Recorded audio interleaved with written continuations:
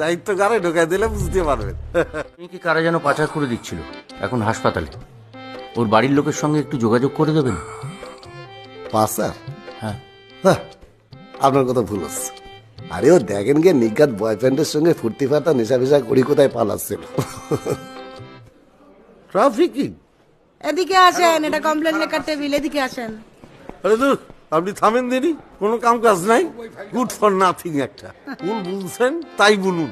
আর এই যে ট্রাফিকিং হচ্ছিল তো হতে দেন, আপনি কেটা? না মানে একটা সামাজিক দায়িত্ব আছে তো। দায়িত্ব কারে ঢোকাই দিলে বুঝতে পারবেন।